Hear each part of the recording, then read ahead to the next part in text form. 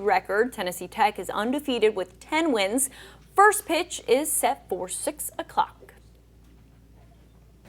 Well, right now, let's check in once again with Wait 31 meteorologist Rob Elvington. A lot to talk about this week weather-wise. He is in the Storm Tracker Weather Center monitoring those current conditions. And Rob, for the game tonight, for people going, how's it looking? You know, it kind of feels like an early season baseball game this evening. So you still need that jacket ready to go, but at least you do not need the rain jacket. And first pitch tonight at 6 o'clock. Expecting temperatures right around 50. Peaks of sunshine before the sun goes down. A little bit of a north breeze. So again, just make sure you have that jacket, maybe even a towel to kind of wipe off some of those seats and bleachers. You'll also notice temperatures down to about 47 degrees by the 7th inning. But of course, the most important thing, we are tracking dry conditions for the game tonight if you're going out to see Auburn play Tennessee Tech.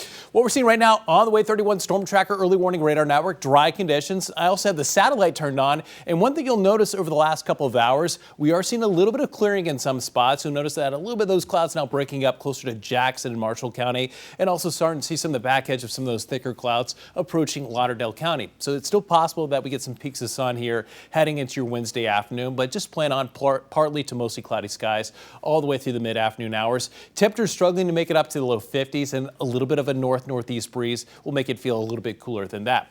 Day planner for tomorrow, better conditions. We're going to be tracking mostly sunny skies throughout your Thursday, dry of course, and we're also tracking highs up into the mid-60s by 3 and 4 o'clock. It will stay dry all the way into your Friday morning and Friday afternoon.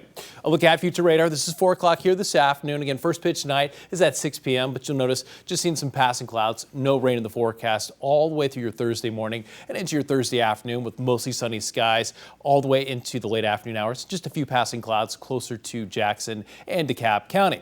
Then we move into Friday. Now, Friday's going to be warm. We're tracking temperatures in the mid to upper 60s by the mid-afternoon hours and mostly dry conditions. Then the rain starts to move in by Friday evening, and then we're going to see cold enough air that it's going to allow for a quick transition over to snow late Friday night and into early Saturday. And yes, it's March, and yes, the ground is pretty warm right now, but if we are seeing heavy enough snow, it can overcome the warm ground and start to stick on the grass surfaces and, of course, even some of the roads. But once that snow stops, we should see it melt pretty quickly. So here's a look at Friday evening. This is 11 o'clock Friday night. We got some widespread rain moving in, but look at all that snow off to the northwest. That cold air quickly bringing that transition. And something that's important, again, heavy snow. As you get into these darker blues, that is moderate to heavy snowfall, so it can overcome the warm ground. And we're still tracking that snow all the way through the overnight hours and into about sunrise on Saturday morning. You'll notice that most of the snow east of I-65 by 7 a.m. on Saturday, and that continues to allow for some of that cooler air to move in behind it. But we should see quite a bit of melting taking place, even with the cold air in place by Saturday afternoon.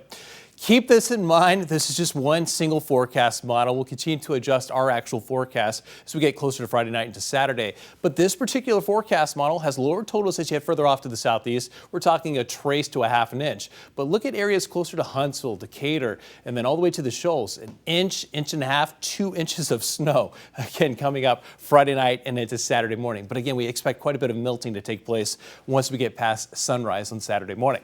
There's a look at that 7-day forecast. We go from 68 for a high on Friday down to 35 for a high on Saturday. And look at the low on Sunday morning, 21 degrees.